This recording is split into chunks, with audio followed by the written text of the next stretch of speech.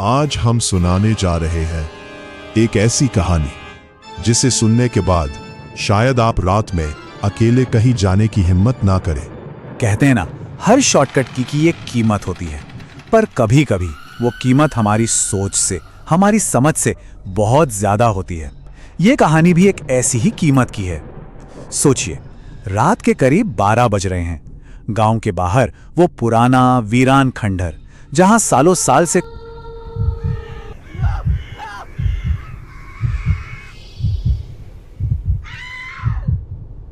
विवेक के हाथ में थी एक पुरानी सी डायरी और उसकी आंखों में एक अजीब सी चमक थी। वो खंडहर के अंदर दाखिल हुआ। टूटी दीवारें, गिरी हुई छत और बीच में खड़े होकर उसने डायरी खोली और पढ़ना शुरू किया। जो जागेगा वो देगा, पर बदले में लेगा भी। बस यही एक लाइन थी जो उसकी पूरी जिंदगी बदलने वाली थी। और आज वो चौथी और आखिरी रात थी। विवेक ने जमीन पर एक गोल घेरा बनाया, उसमें कुछ पुराने सिक्के रखे और फिर वो मंत्र दोहराना शुरू कर दिया। वही मंत्र जो उसे दौलत का वो शॉर्टकट दिखाने वाला था, जिसके लिए वो कुछ भी करने को तैयार था। उसके चेहरे पर एक हल्की सी मुस्कान थी। देखिए, उसे ना मेहनत के लंबे रास्ते से सख्त नफरत थी।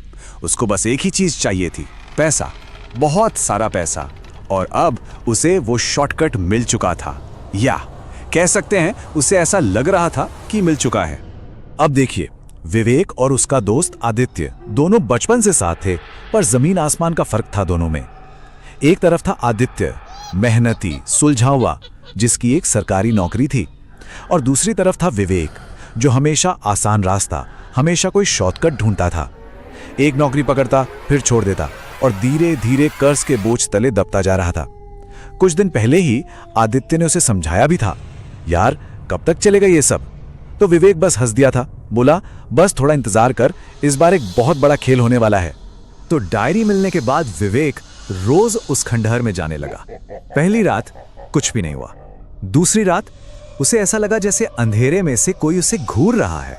और तीसरी रात उसे साफ साफ महसूस हुआ कि कोई ठीक उसके पीछे आके खड़ा हो गया, पर हिम्मत नहीं हुई उसकी मुड़कर देखने की। और फिर आई वो चौथी रात। जैसे ही विवेक ने मंत्र पूरा किया, अचानक हवा एकदम बर्फीली हो गई और खंडहर के सबसे गहरे कोने से एक भारी आवाज आई, क्या चाहिए? विवेक का तो गला ही सूख गया डर के मारे, पर उसके शब्द एकदम साफ थे। वो बोला, पैसा, ताकत और एक आसान जिंदगी। कुछ पल की खामोशी और फिर वही आवाज गूंजी, मिल जाएगा।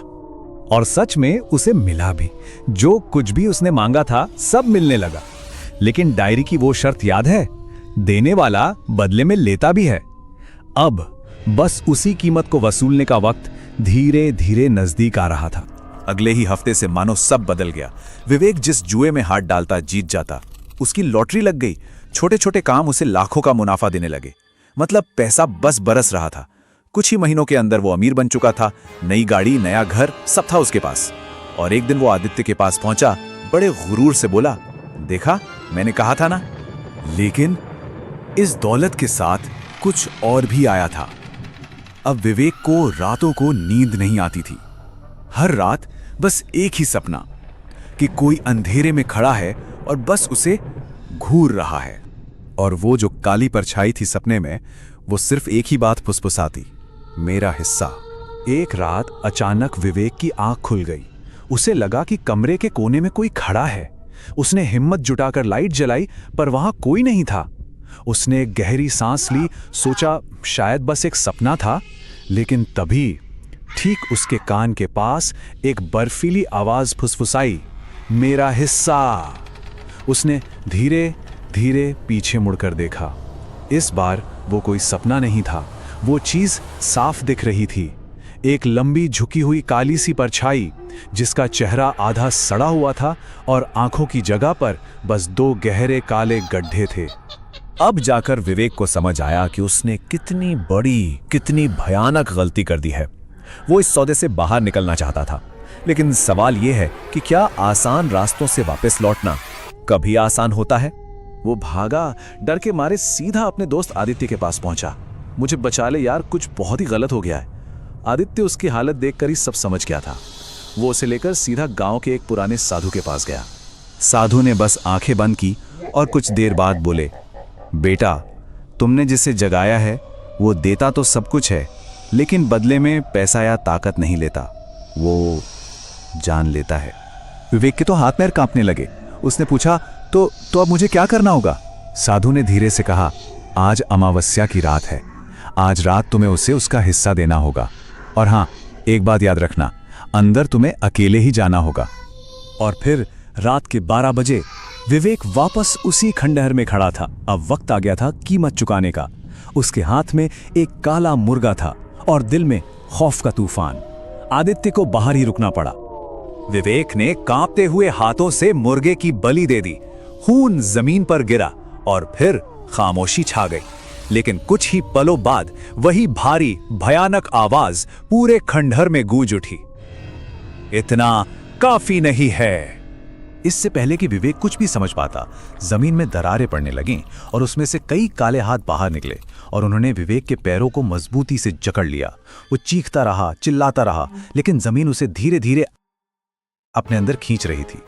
बाहर खड़े आदित्य ने जब विवेक की चीख सुनी तो वो दौड़कर अंदर गया, लेकिन अंदर कोई नहीं था। जमीन एकदम सपाट थी, जैसे वहां कभी कुछ हुआ ही ना हो, सिवाय एक चीज के। वो डायरी वहीं जमीन पर पड़ी थी। आदित्य को क्या पता था कि कहानी अभी खत्म नहीं हुई थी। आदित्य ने कांपते हाथों से वो डायरी उठाई और जैसे ही उसने उसका आखिरी पन्ना खोला, उसकी सांसें मानो थम सी गईं। उस पर सिर्फ 2 शब्द लिखे थे, अगला कौन। और अचानक डायरी के पन्ने हवा में अपने आप पलटने लगे और एक नया मैसेज उभर कर आया, अगला तैयार है। आदित्य डर के मारे पीछे हटने लगा कि तभी उसके कंधे पर एक बर्फीला हाथ आकर टिका।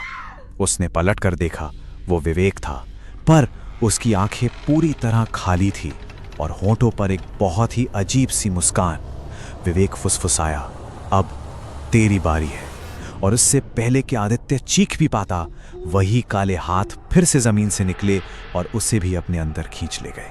खंडहर एक बार फिर से शांत हो गया। जमीन पर अब भी वो डायरी पड़ी थी जिस पर अब खून से एक आखिरी बात लिखी थी, मेरा हिस्सा पूरा हुआ। तो बात यह नहीं है कि शॉर्टकट काम करते हैं या नहीं। असली सवाल तो यह है कि जब हम कोई आसान रास्ता चुनते हैं तो ये कैसे भूल जाते हैं कि उसकी कीमत चुकानी पड़ती है, और कभी-कभी वो कीमत हमारी जान से भी ज्यादा होती है। दोस्तों, अगर आपको ये कहानी डरावनी लगी हो तो वीडियो को लाइक करें, शेयर करें और ऐसे ही खौफनाक किस्सों के लिए स्कैरी हब हिंदी को सब्सक्राइब करना ना भूलें, क्योंकि अगली कहानी शायद इससे भी ज्यादा डरावनी होगी।